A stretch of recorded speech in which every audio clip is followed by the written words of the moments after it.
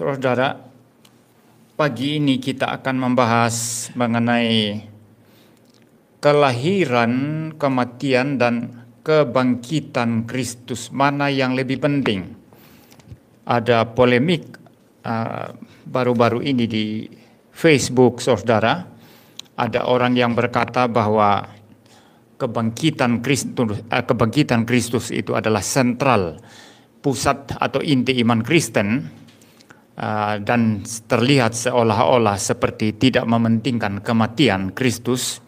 Dan ada orang yang menanggapi bahwa kematian dan kebangkitan Kristus itu adalah satu paket dan lain sebagainya. Mereka berdebat, tapi saya tidak akan masuk di dalam perdebatan mereka karena saya tidak mengikuti poin-poin mereka, argumentasi mereka. Tetapi yang saya mau sampaikan dalam khotbah ini adalah bagaimana orang Kristen memandang kelahiran, kematian, dan kebangkitan Kristus, dan bagaimana Kristus yang lahir, mati, dan bangkit itu adalah sentral atau pusat di dalam iman Kristen. Ya, nanti saya akan membahas itu, saudara. Yang pertama-tama, saudara, saya akan membaca firman Tuhan dari Kisah Para Rasul. Itu teks yang dibacakan tadi, itu adalah teks minggu lalu yang berbicara tentang kematian dan kebangkitan Kristus, ya. Nah, hari ini saya akan membaca dari Kisah Para Rasul pasal 2 ayat 21 sampai 24. Dikatakan di sana, dan barang siapa yang berseru kepada nama Tuhan akan diselamatkan. Hai orang-orang Israel, dengarlah perkataan ini.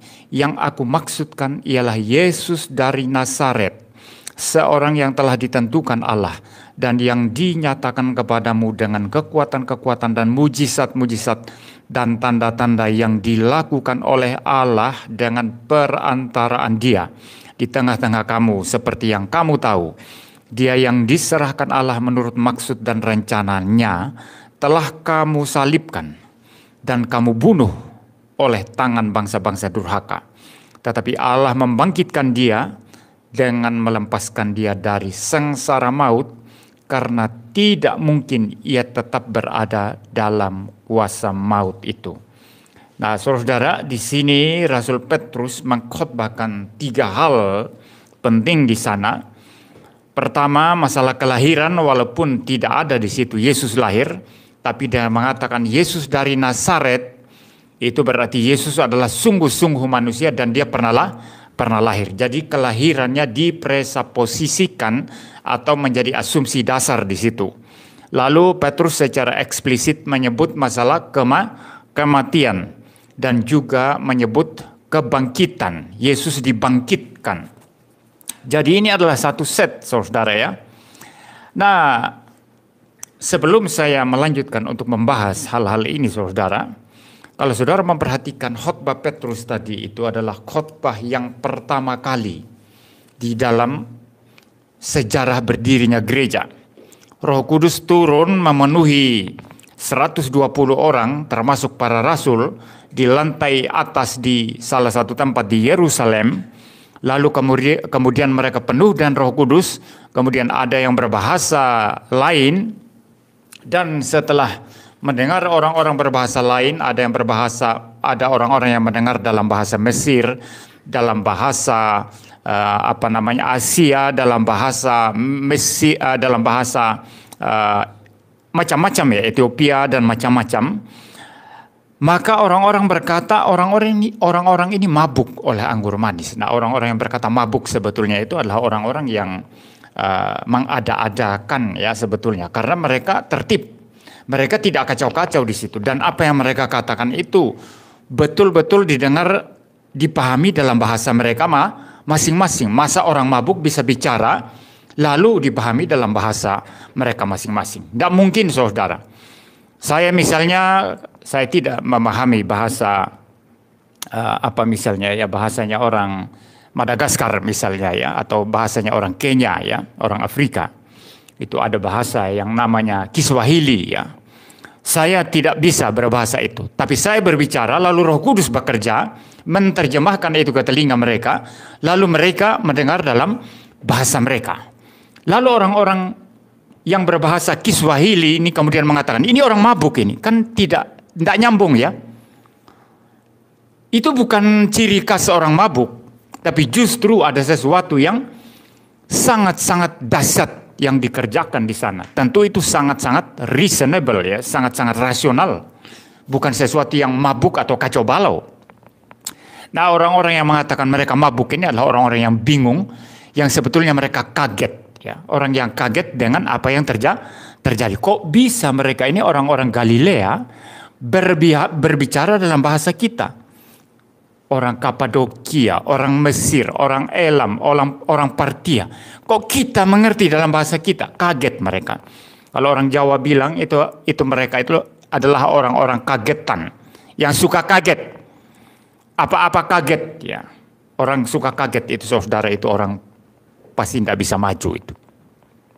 Dikit-dikit kaget ya. Ya, suka terkagum-kagum. Itu biasanya terkagum-kagum dengan kagetan itu ada hubungannya itu. Saya paling tidak suka ya kalau orang baru datang ya. Ini orang hebat loh. Kalau saya belum bisa membuktikan dia hebat, saya tidak akan terkagum-kagum. Kecuali saya tahu persis dan saya punya alasan rasional. Saya baru mengatakan ini orang hebat. Ya. Jadi orang terkagum-kagum itu biasanya orang-orang kecil itu. Orang-orang yang jiwanya kecil ya. Ya biasanya seperti itu. Suka terkagum-kagum. Lihat orang nyanyi di kontes-kontes pencarian bakat. Wih langsung, ini orang hebat ini. Ya. Padahal dia tidak sadar dirinya, dia pun sebetulnya mempunyai satu potensi yang juga bisa hebat. Tapi sudah kadung jadi orang kagetan, orang kecil, orang yang suka hanya lihat di sana. Dirinya tidak pernah diperhatikan. Ya itu seperti itu saudara. Nah orang-orang yang kaget ini yang kemudian mengatakan mereka ini mabuk oleh anggur. Itu adalah orang-orang yang seperti itu saudara. Dan Petrus kemudian mengatakan kami tidak mabuk. Lalu bangkit dan berkhotbah. Ini khotbah pertama kali. Dan khotbahnya sangat powerful. Sangat berkuasa. Sangat dahsyat. Tahu dari mana? Banyak orang bertobat setelah Petrus berkhotbah. Dan tentu saja khotbah powerful itu tidak harus orang bertobat ya. Ada khotbah yang sangat bagus, sangat penuh kuasa, tapi orang tidak bertobat karena hati mereka sudah dikeraskan oleh dosa dan kuasa setan. Ya. Tapi khotbah Petrus ini sangat-sangat powerful dan isinya apa saudara? Khotbah yang penuh kuasa itu intinya adalah Kristus. Pak Petrus di sini bicara tentang Kristus, bicara Dia yang lahir, Dia yang ditetapkan Allah, Dia yang mati, Dia yang bangkit. Siapa yang berseru kepada nama Tuhan yaitu Yesus Kristus, dia akan diselamatkan. Itu kata Petrus dalam ayat 21.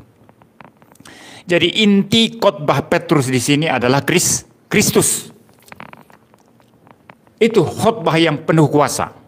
Kalau khotbah penuh kuasa karismatik adalah kesaksian diri mereka.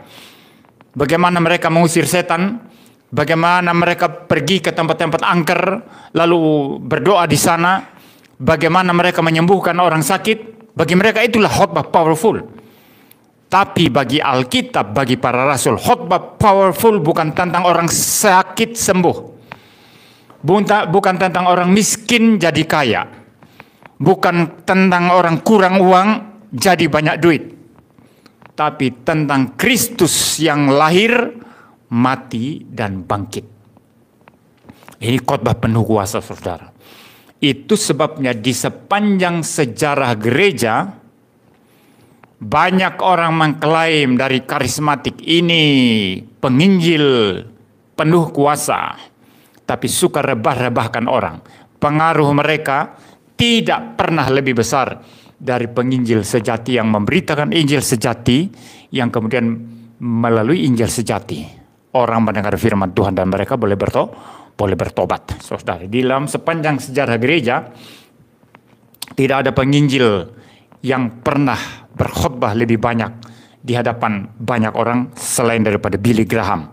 Inti pemberitaan Billy Graham hanya Yesus yang mati, Yesus yang lahir, Yesus yang mati, Yesus yang bangkit. Siapa percaya, dia pasti selamat. Siapa tidak percaya, dia binasa. Ini inti Injil, saudara. Ini sentral dalam iman Kristen. Maka khotbah yang powerful itu adalah tentang Yesus Kristus. Khotbah yang omong kosong itu adalah tentang diri, tentang kesaksian diri, tentang hal-hal yang aneh-aneh, mujizat-mujizat palsu, penglihatan-penglihatan palsu, Yesus yang palsu, bukan Yesus yang diajarkan Alkitab, yang lahir, mati, dan bangkit. Ya, banyak kepalsuan di dalam gerakan karismatik yang ekstrim, saudara. Jadi, kalau kita bicara khotbah yang penuh kuasa itu apa? Atau seperti apa? Seperti khotbah Petrus. Intinya adalah Yesus. Bicara seputar apa? Dia lahir, dia mati, dia bangkit. Di antara itu, dia lahir sampai mati, dia hidup taat, sempurna. Tidak ada cacat sedikit pun, yang mengklaim hidup kekal bagi kita. Lalu naik ke atas salib untuk membereskan dosa-dosa kita. Ya, ini khotbah yang powerful, saudara. Maka khotbah yang paling bagus itu adalah khotbah yang kristosentris. Di GGRI, saudara, untuk pengujian pendeta, salah satu yang dinilai adalah khotbahnya kristosentris atau tidak. Kalau khotbahnya tidak kristosentris, tidak akan lulus itu. Apalagi khotbah-khotbah hanya kesaksian, khotbah-khotbah hanya penjelasan masalah moral, ya. Bagaimana berbuat baik, bagaimana baik dan tetangga. Kalau ada bencana alam bagaimana, ya, khotbah-khotbah yang meninggikan persaudaraan umat manusia. Tapi tidak ada Tuhan di dalamnya. Saya sering berbicara tentang satu sekolah Kristen. Saya pernah lihat ada tulisan di tembok sekolah. Kasihilah sesamamu manusia. Saya membaca itu sepintas bagi orang lain. Ini firman Tuhan. Ya betul, itu firman Tuhan. Betul ya? Ada kan di Alkitab, kasihilah sesamamu manusia, itu firman Tuhan. Tapi bagi orang yang tidak terdidik dalam teologi, wah ini bagus ini sekolah. Saya lihat beberapa detik ini sekolah tidak beres. Kenapa tidak beres? Tidak tuntas, saudara. Alkitab itu bukan hanya kasihilah sesama manusia. Salah. Kasihilah Tuhan Allahmu dengan segenap hatimu, segenap jiwamu, segenap akal budimu. Baru kedua setelah itu, kasihilah sesamamu manusia. Ini baru seimbang, ini baru sehat. Ya. Kita gereja reform, Tuhan dulu. Teosentris, baru sesama. Kalau sesama yang ditinggikan, Tuhan tidak ada, inilah kesesatan. Nah, khotbah-khotbah moral itu kan the brotherhood of man. Mari kita meninggikan kemanusiaan kita. Maka perhatikan sesamamu manusia, hargai sesamamu manusia. Saya kadang-kadang sangat-sangat, telinga saya ini sakit ya ketika mendengar doa-doa. Tuhan ampunilah kami Tuhan, di mana kami melakukan banyak dosa dan kejahatan. Kami selalu menyakiti sesama kami. Ini doa yang tidak reform. Ya, saya tidak boleh orang pimpin doa di mimbar ini doa seperti itu. Tidak boleh itu. Kelihatan benar, ya benar separuh. Tapi benar separuh itu bisa salah total kalau tidak ada Tuhan di dalamnya. Dosa pertama-tama itu menyakiti hati Tuhan, bukan sesama. Menyakiti hati Tuhan. Baru kedua, baru kita bicara sesama. Tuhan, dosa yang saya perbuat sangat menyakiti hatimu, ampuni saya. Juga menyakiti hati sesama saya. Baru itu benar, saudara. Ya, jadi kita harus teosentris. Ya. Jadi Petrus di sini khotbahnya kristosentris dan oleh karenanya teosentris. Ya, maka saya senang di GGRI kalau ujian pendeta itu mesti kristosentris. Kalau tidak kristosentris itu pasti tidak lulus. Dan kalau di GGRI, saudara, tidak ada ujian pendeta itu formalitas. Jangan pikir formalitas. Saya dulu merasa bersalah. Waktu ujian pendeta, saya masih rasa tetap kurang persiapan. Untung saya lulus ya. Tapi tidak ada formalitas. Nggak lulus. Ya, kalau orang-orang lain mungkin di gereja lain formalitas itu ya. Tapi kalau di GGRI nggak ada formalitas, nggak lulus. Jadi khotbah yang kristosentris harus ada Kristus di dalamnya. Nah, saudara, di dalam inti khotbah Petrus ini tiga hal penting yang menjadi sentral dalam iman Kristen itu dibicarakan. Dia yang lahir, dia yang mati, dia yang bangkit.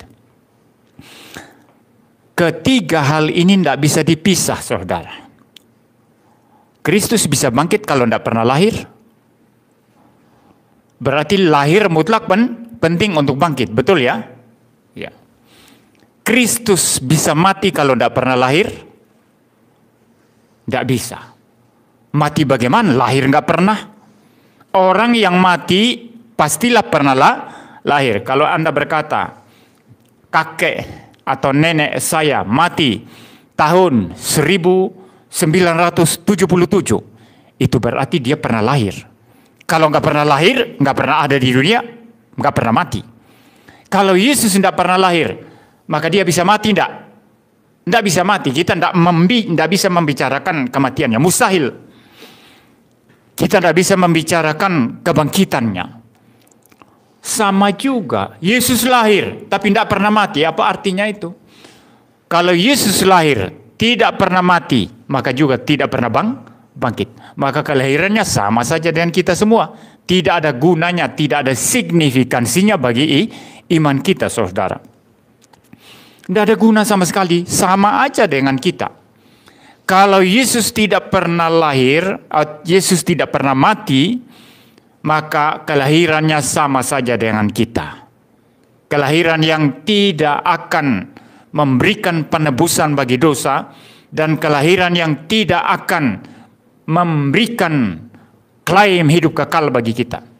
Kalau Yesus tidak pernah mati, maka kebangkitan juga tidak menjadi penting. Sama juga, saudara, kalau tidak ada kebangkitan, kelahiran itu tidak berguna, kematian tidak berguna bagi iman kita. Jadi ketiga hal ini berdiri bersama-sama, jatuh bersama-sama. Anda tidak bisa membicarakan atau membesarkan hal yang satu melampaui yang lain. Dia lahir penting dan itu unik. Dia mati penting dan itu unik. Dia bangkit penting dan itu unik. Maka saudara, kalau kita membedah satu persatu ketiga hal ini, inkarnasinya sangat-sangat unik. Kelahiran Yesus walaupun sama dengan kita, lahir dari rahim seorang perempuan, ya, lahir dari seorang perempuan, tetapi ada keunikannya yang tidak sama dengan kita, yang satu-satunya yang pernah terjadi dan tidak pernah terjadi lagi. Kalau kita lahir melalui apa? Ada hubungan antara papa dan mama, atau laki-laki dan perempuan. Lalu perempuan mengandung, lalu kita dilahirkan. Itu kelahiran kita semua. Tidak ada orang yang lahir itu kemudian tidak tahu dari mana. Papa mama saya dulu waktu saya kecil, sering mereka ganggu, ya, sering mereka apa istilahnya itu ya, ditakut-takuti. Kamu itu bukan anak papa sama mama loh. Dan kadang-kadang sekarang ini menular sama anak saya. Saya sering gitu kan anak saya. Tapi itu sebetulnya tidak bagus ya. Mama saya bilang, kamu itu bukan anak mama loh, bukan anak papa dulu. Kami angkat kamu dari bawah pohon bambu. Tidak tahu anaknya siapa. Ngoik, begitu lalu diambil, lalu dipelihara karena kami kasihan. Jadi tidak tahu papanya siapa, mamanya siapa. Dan bagi anak kecil yang belum paham apa-apa itu menakutkan, saudara. Menakutkan, saudara. Sangat menakutkan. Ya, kadang-kadang anak-anak saya ini kalau nakal ya, saya bilang begitu, kamu bukan anak papa mama loh. Kamu tidak tahu dulu. Ya, orang jatuhkan dari helikopter mana itu kita ambil karena kasihan. Tidak ada, saudara. Semua orang pasti lahir karena ada hubungan antara laki-laki dan perempuan. Tidak ada yang lahir begitu saja. Dari mana tidak jelas ayah ibu, tidak ada. Tapi kelahiran Yesus beda sendiri. Yesus hanya perlu ibu, tidak perlu ayah. Yusuf hanya ayah dalam pengertian karena dia adalah suami Maria. Tetapi tidak ada hubungannya dengan Yusuf secara jasmania. Karena sepenuhnya natur kemanusiaan Yesus dari aspek daging itu dari Maria, dari Bunda Maria. Tidak dari Yusuf. Ya. Tapi yang lebih penting lagi saudara, kelahiran Yesus itu dinubuatkan di dalam perjanjian lama. Anda lahir tidak pernah dinubuatkan dalam satu kitab manapun. Ya, apalagi di Alkitab ya, di kitab-kitab yang lain aja, kitab-kitab katakanlah tulisan orang-orang dari mana antah berantah begitu ya. Itu juga tidak masuk ya. Tapi Yesus sudah dinubuatkan dengan sangat teliti, sangat tertib di dalam perjanjian lama.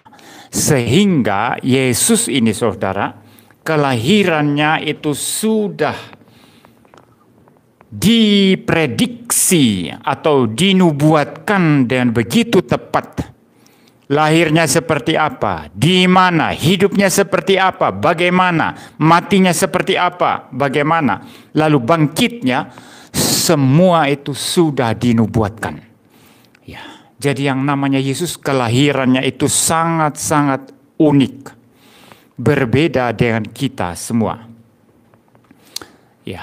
Mungkin Anda berpikir Adam juga unik karena dia tidak butuh ayah, tidak butuh ibu. Dia langsung dari debu tanah, dibangun oleh Tuhan dari debu tanah. Ya. Lalu Hawa juga unik kan? Kan dia tidak dilahirkan dari perempuan. Dia diambil dari tulang rusuk laki-laki. Itu manusia pertama saudara, ya. Memang unik, Adam unik. Manusia pertama yang diciptakan oleh Tuhan. Dari debu tanah dihembuskan nafas hidup sehingga Adam ada dua elemen, tubuh dan jiwa atau roh. Hawa juga unik karena dia hanya berasal dari laki-laki dan bukan perempuan, saudara. Ya, itu manusia pertama, ya, manusia pertama. Tetapi kita semua sama, lahir dari hubungan antara laki-laki dan perempuan. Nah, Yesus walaupun itu dikatakan unik sama seperti Adam dan Hawa, tapi keunikan Yesus kan beda ya. Kalau Adam tidak pakai laki-laki, tidak pakai perempuan. Hawa tidak pakai perempuan, hanya pakai laki-laki. Yesus sebaliknya hanya pakai perempuan, tidak pakai laki-laki. Jadi tetap unik, saudara. Jadi kelahirannya yang unik sudah dinubuatkan sedemikian rupa, itu sebetulnya menjadi satu pembeda terpenting antara kita manusia umumnya dengan Yesus Kristus. Sangat-sangat unik. Oleh karena itu, dia berinkarnasi, dia lahir untuk melakukan satu karya penyelamatan yang unik, yang satu orang pun tidak mampu lakukan. Banyak orang berjuang untuk berbuat baik, banyak orang berjuang untuk hidup sebaik mungkin untuk menyelamatkan diri mereka sendiri, tapi tidak satu pun yang lolos. Semua manusia berdosa. Tapi Yesus lahir melakukan karya penyelamatan yang unik. Menyelamatkan dunia dengan hidupnya sendiri yang suci tanpa cacat dari lahir sampai mati. Dan untuk membereskan dosa, dia naik di atas kayu salib. Jadi karyanya unik, maka kelahirannya unik. Ya, keunikan ini nanti saudara, yang menyebabkan kita harus mengatakan, baik lahirnya, matinya, maupun bangkitnya, semua itu sentral bagi iman Kristen. Ya, ada percakapan antara C.S. Lewis dan profesor-profesor, pemikir-pemikir dalam satu ruangan aula. Sebelum C.S. Lewis masuk, mereka lagi berdiskusi.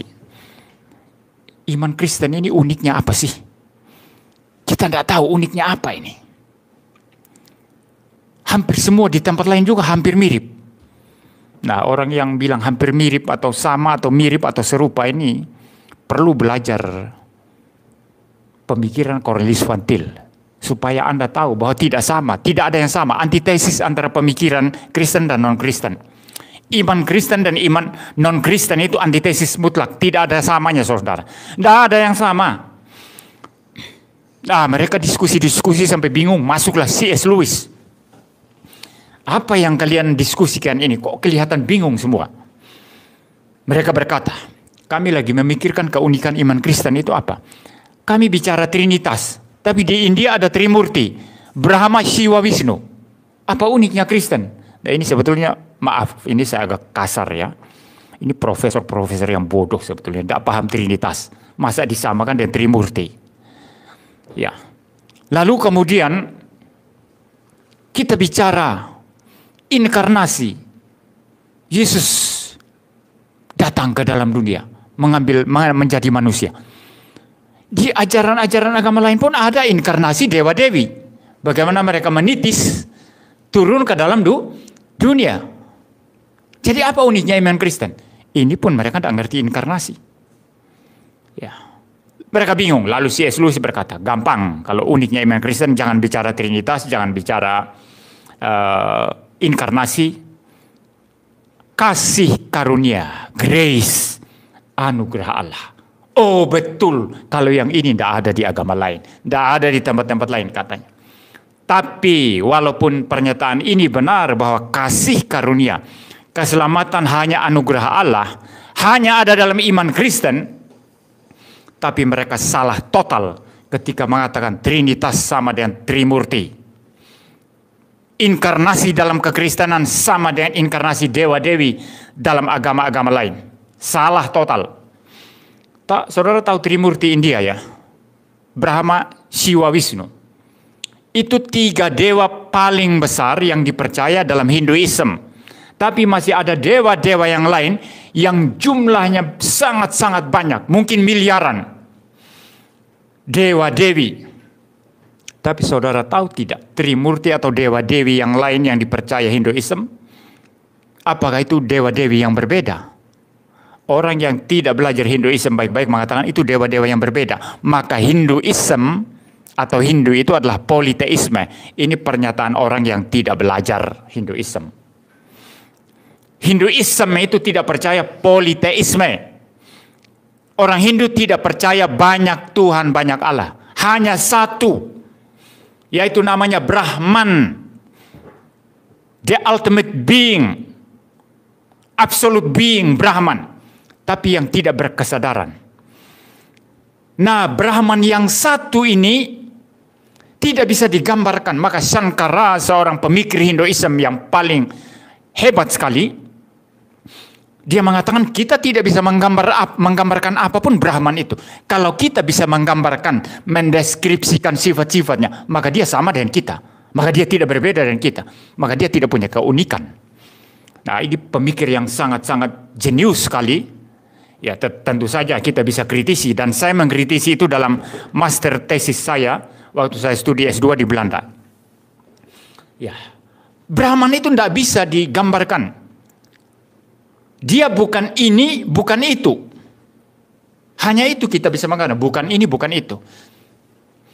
Ya, tidak bisa disamakan dengan manusia. Tidak bisa digambarkan. Nah, bagaimana kita ini memahami dia? Nah, di dalam Hinduism, saudara, Brahman itu satu-satunya realitas yang ada. Nah, maka kalau Brahman satu-satunya realitas yang ada, maka seluruh yang ada dalam alam semesta juga adalah Brahman. Maka Anda Brahman, kita Brahman. Kita ini di dalam jiwa kita, intinya itu adalah Atman. Dan Atman itu adalah Brahman. Tapi karena ketidaktahuan, ignorance, maka kita tidak tahu bahwa kita adalah Atman. Dan Atman itu adalah Brahman. Atman Cha Brahman. Bagaimana caranya? Ada banyak cara. Dengan cara upacara-upacara agama, dengan cara yoga, semedi, dan macam-macam. Nah, untuk mempermudah orang bisa beribadah kepada Brahman, yang akhirnya nanti memberikan kita juga pencerahan, dan kita sadar bahwa kita adalah Brahman, kita adalah Atman yang adalah Brahman, maka diperlukan penyembahan-penyembahan. Dalam konteks penyembahan inilah, maka Brahman yang tidak berpribadi itu, yang tidak berkesadaran itu, dipersonifikasikan. Paham? Dianggap jadi pribadi-pribadi. Maka muncullah pribadi dewa ini, dewa itu, Brahma, Siwa, Wisnu. Semua ini sebetulnya adalah personifikasi dari Brahman yang satu itu. Jadi Hinduisme tidak percaya politeisme. Jadi kalau kita bicara Brahma, Siwa, Wisnu, Trimurti dalam Hinduisme, itu tidak sama dengan Trinitas. Karena bagi Hinduisme, Brahma, Siwa, Wisnu itu sama, itu Brahman yang sama. Dan itu tidak berpribadi Brahman itu. Paham ya? Ada seseorang yang suatu saat mau menyembah Siwa. Dia sangat menyembah Siwa, tapi tidak yang lain. Lalu kemudian ada orang yang berkata, kenapa kamu sangat menyembah Siwa? Oh, bukan orang ya. Apa namanya? Siwa berkata kepada dia, kenapa kamu sangat menyembah saya tapi tidak dengan Wisnu? Ya. Dia bilang, saya tidak mau, saya hanya mau Siwa. Kemudian diupayakan penjelasan sedemikian rupa bahwa Siwa itu adalah Wisnu juga. Tapi dia tidak paham. Nah, tipe orang semacam ini dikatakan sebagai orang yang pikirannya terpecah-pecah. Dia masih dalam ignorance, belum mendapat pencerahan. Dia menganggap segala sesuatu terpecah belah. Keterpecah belahan di dunia ini. Ada aku, ada kamu, ada laki-laki, ada perempuan, ada atas, ada bawah, ada panas, dingin. Semua itu adalah terjadi karena saudara ditipu oleh ignorance, ketidaktahuan tadi. Semua ini sebetulnya maya, ilusi saja. Sebetulnya kalau saudara mendapat pencerahan, semuanya satu dan sama di dalam realitas mutlak absolut itu, yaitu Brahman. Ketika Anda menyadari ini, Anda sudah mencapai nirwana. Anda sudah mencapai pencerahan. Itu Hinduisme. Jadi kalau apologet Islam yang suka menyerang iman Kristen itu kemudian mengatakan Trinitas dalam Kristen sama dengan Trimurti, dia buktinya tidak belajar Hinduisme. Dia tidak belajar Hinduisme. Ya. Hinduisme tidak pernah percaya politeisme, tapi hanya satu Brahman. Ya, sifatnya lebih panteistik sebetulnya. Nah, saudara, jadi Trinitas itu unik. Punya Kristen sangat unik. Inkarnasi sama, tapi saya tidak ada waktu untuk menjelaskan panjang lebar ini, saudara. Inkarnasi unik punya Kristen. Tidak ada yang sama antara teologi Kristen dengan yang non-Kristen. Antitesis mutlak, saudara. Jadi bukan hanya kasih karunia yang unik dalam Kristen, tapi konsep Allahnya Trinitas juga unik. Konsep tentang Kristus yang berinkarnasi juga unik. Konsep tentang apa saja, semua berbeda. Semua unik, tidak ada yang sama. Mari kita kembali sekarang, saudara, mengenai Yesus yang kelahirannya unik. Saya sudah menjelaskan tadi. Kemudian kematiannya juga unik apa enggak? Unik juga. Karena kematiannya juga dinubuatkan. Persis sama dengan yang dinubuatkan, itulah yang terjadi. Tidak pernah terjadi tanpa dinubuatkan. Ya, semua persis sama. Kematiannya adalah kematian yang paling hina. Kenapa dipilih cara paling hina? Karena demikianlah harusnya orang-orang berdosa yang dimurkai Allah itu harus mati. Ya. Kita semua mati dalam keterpurukan, keterhinaan, dalam segala macam kehancuran kita. Dan binasa kekal di dalam neraka. Maka dia yang menjadi penanggung kita, yang menanggung hukuman karena dosa kita, juga harus mengalami kehinaan yang luar biasa. Maka dia mati secara hina. Mati secara hina di atas kayu salib. Dan hukuman salib adalah hukuman yang paling hina, yang paling kejam yang pernah ada di dalam dunia ini. Orang kalau dipenggal kepalanya langsung mati kan? Di Malaysia ada hukuman penggal, masih ada itu, hukuman matinya pakai penggal. Saya lihat video YouTube, saudara, saya mau meneteskan air mata ya. Seorang ibu-ibu, badannya gemuk, belum terlalu tua, menunduk di bawah ke tempat pemenggalan. Saya tidak tahu salahnya apa, mungkin narkoba atau apa. Di Malaysia itu yang dibunuh, yang dapat hukuman mati dipenggal itu yang kejahatannya besar ya. Seperti kalau di Indonesia yang macam teroris atau bandar narkoba yang besar sekali kan ditembak mati. Nah kalau di Indonesia tembak mati, kalau Malaysia itu penggal kepala. Wah dia jalan begitu, nangis dia, semakin mendekati tempat pemenggalan dia nangis. Saudara, kasihan ya. Nah saudara, orang dipenggal langsung mati kan? Mati ketika kepala putus dari badan, leher diputuskan ya mati. Demikian juga orang ditembak mati. Dan yang ditembak mati itu saudara, itu yang ditembak itu jantungnya saudara. Yang ditembak itu jantungnya loh. Enggak tembak sembarangan. Kenapa jantung? Supaya langsung stop, langsung mati. Jangan ada penderitaan karena akibat penghukuman mati itu. Jadi itu asumsi mendasar di situ itu menghukum mati orang, hukumannya itu hukuman mati, tapi penderitaan jangan. Paham ya? Maka langsung ditembak mati. Ya. Tapi kalau salib bagaimana? Matinya perlahan-lahan saudara, sangat kejam, sangat menderita. Matinya perlahan-lahan. Saya kalau tikus saudara lebih baik langsung bunuh mati. Kalau kasih racun, dia masih ngeliang ya. Apa istilahnya? Ngeluyung-ngeluyung, masih mungkin berjam-jam nanti baru mati. Kan kasihan. Ada seseorang dulu karena saking jengkelnya sama tikus.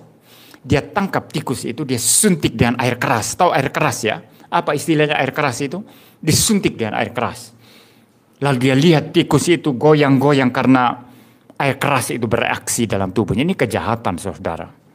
Membunuh binatang itu langsung bunuh mati satu kali. Entah binatang yang merugikan seperti kecoa atau semut atau tikus, bunuh langsung mati. Jangan menyiksa saudara, jangan menyiksa binatang. Kadang-kadang kita mungkin menganggap diri bukan psikopat.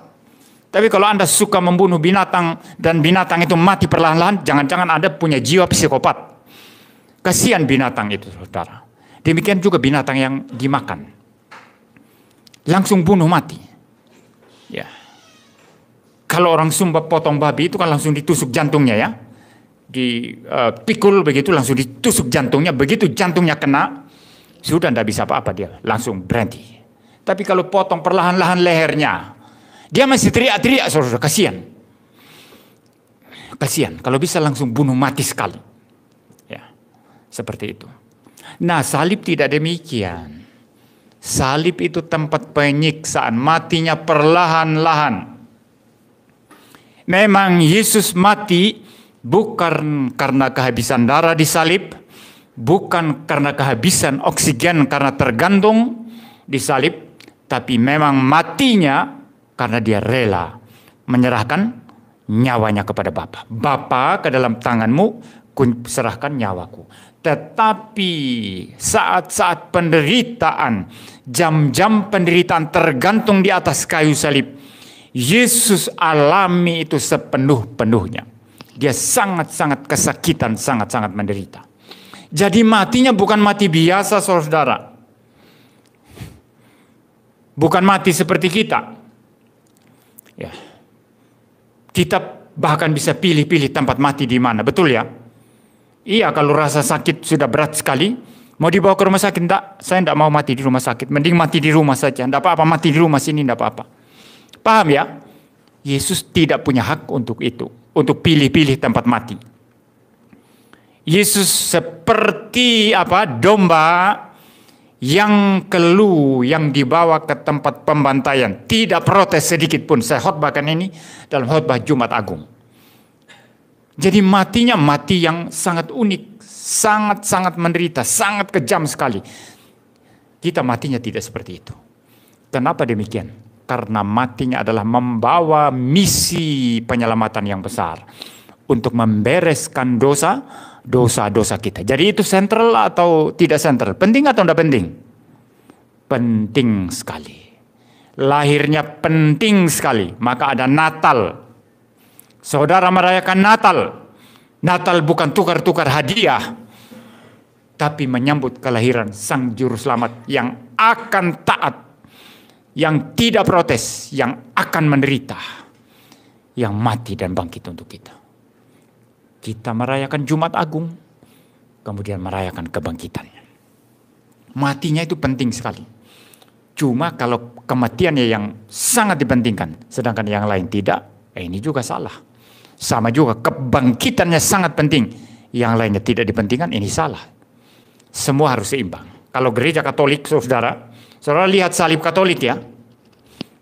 Kalau salib Katolik apa bedanya dengan salib Protestan? Kalau salib Katolik masih ada Yesus yang tergantung di sana. Kenapa? Karena orang Katolik itu sangat-sangat menekankan Jumat Agung ketimbang Paskah. Ya, Jumat Agung.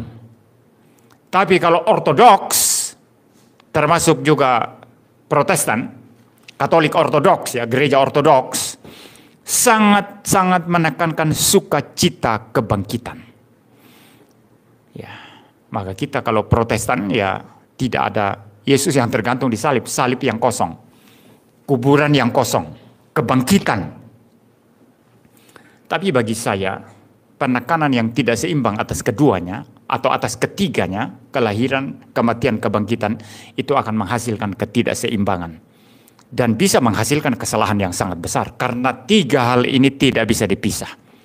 Ada kelahiran, ada kematian, ada kebangkitan. Jadi matinya unik, saudara. Bukan mati biasa sama seperti kita. Mati untuk menanggung hukuman murka Allah karena dosa-dosa kita. Lalu kemudian, saudara, kebangkitannya juga beda. Unik. Kebangkitan Yesus sama tidak dengan orang yang bangkit sebelum Yesus? Ada kan orang yang bangkit sebelum Yesus? Elia pernah membangkitkan orang mati ya. Elisa pernah membangkitkan orang mati. Bahkan saya sering cerita, tulang-tulang Elisa pun pernah membangkitkan orang mati. Ya, ketika orang-orang Israel yang pikul mayat diserang gerombolan Aram, mereka kemudian lari ketakutan. Lalu mayat yang mereka pikul mereka buang di satu tempat, di kuburan. Dan mayat itu menyentuh tulang-tulang Elisa. Mayat itu kemudian bangkit dan hidup lagi. Luar biasa Tuhan menggunakan Elisa. Sampai mati pun tulang-tulangnya masih bisa membangkitkan orang. Ya. Tuhan Yesus membangkitkan orang. Betul. Tapi apa bedanya mereka yang bangkit sebelum Yesus dengan Yesus? Termasuk yang bangkit, yang dibangkitkan oleh Paulus dan Petrus. Petrus membangkitkan Dorcas. Paulus membangkitkan Eutikus yang jatuh dari lantai ketiga. Apa bedanya?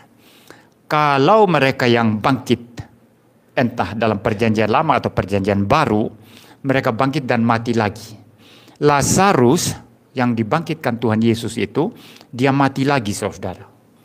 Ya. Yang dibangkitkan Paulus dan Petrus itu mati lagi. Tapi Yesus tidak mati lagi. Maka kebangkitan Yesus itu menembus kematian, tidak mati lagi. Yang bangkit-bangkit lainnya itu mereka mati lagi. Berarti kematian mereka tidak menembus kematian. Maka kebangkitan Yesus unik enggak? Unik. Beda enggak? Beda. Tidak sama dengan yang bangkit yang lain. Ya. Tidak sama. Nah, karena itu kebangkitan Kristus adalah kebangkitan yang pertama terjadi. Jadi saudara jangan bingung sekarang. Oh, Yesus yang sulung yang pertama bangkit dari antara orang mati, itu kata Paulus. Bagaimana dengan yang bangkit di perjanjian lama? Bagaimana dengan yang dibangkitkan oleh Yesus, yaitu seperti Lazarus dan yang lainnya? Mereka kan mati lagi. Jadi mereka bukan bangkit sulung. Tapi yang bangkit pertama kali dan tidak mati lagi hanya Yesus. Dia menembus kematian, bangkit tidak pernah mati lagi. Dan kebangkitan Yesus inilah yang kita ikuti kelak. Sama seperti Yesus bangkit dan tidak mati lagi, maka saudara-saudara saya yang percaya Tuhan Yesus, ketika kita kali nanti ketika Yesus datang kali yang kedua, membangkitkan kita dari kematian, kita hidup selama-lamanya. Sedangkan yang tidak percaya, mereka dibangkitkan untuk dihukum selama-lamanya. Jadi kebangkitannya unik. Beda sendiri. Kenapa? Karena itu sentral dan inti di dalam iman Kristen. Jadi kelahirannya penting enggak? Penting sekali. Kematiannya penting enggak? Penting sekali. Kebangkitannya penting enggak? Penting sekali. Mana lebih penting? Sama pentingnya ketiga hal ini.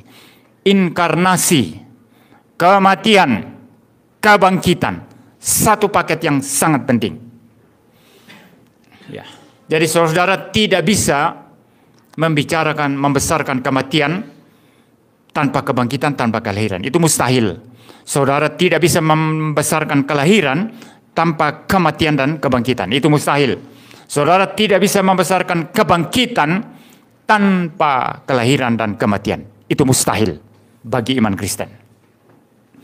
Jadi, seperti dikatakan Rasul Petrus tadi, siapa berseru kepada nama Tuhan, dia akan selamat atau dia akan diselamatkan. Tuhan siapa? Tuhan Yesus Kristus. Nama Yesus yang lahir, mati, bangkit. Inilah inti iman Kristen. Saudara mengkhotbahkan ini, saudara mengkhotbahkan khotbah yang powerful. Ya, tidak perlu dia orang bertobat atau tidak, tapi itulah khotbah paling berkuasa, paling penuh kuasa, paling disertai Roh Kudus. Bukan khotbah-khotbah moral atau khotbah-khotbah tentang kesaksian-kesaksian palsu atau tentang mujizat-mujizat palsu dan lain sebagainya. Tapi tentang Yesus. Intinya adalah Yesus Kristus, kelahirannya, kematiannya, kebangkitannya. Maka mana yang lebih penting? Semuanya penting. Itulah inti iman Kristen. Kalau kita ringkas, inti iman Kristen apa? Jangan saudara jawab kelahiran, salah. Kematiannya, salah. Kebangkitannya, salah. Anda jawab kelahiran, kematian, kebangkitan Kristus. Ya benar, tapi kalau diringkaskan apa? Inti iman Kristen apa? Yesus Kristus. Yesus Kristus yang lahir, mati, dan bangkit. Kalau saudara mempunyai iman seperti ini, maka iman saudara adalah iman yang kokoh, iman yang kuat, yang tidak mungkin digeser oleh apapun. Tidak bisa digeser oleh dunia ini. Sekarang muncul kekristenan baru, sebetulnya bukan baru, ini lagu lama yang diputar ulang. Ya, kaset lama yang diputar ulang, tapi mungkin wadahnya beda. Kalau zaman dulu orang putar kaset itu kan putar pakai tape recorder ya. Kalau sekarang bisa putar lagu ya di komputer bisa, pakai flash disk bisa, ya wadahnya beda.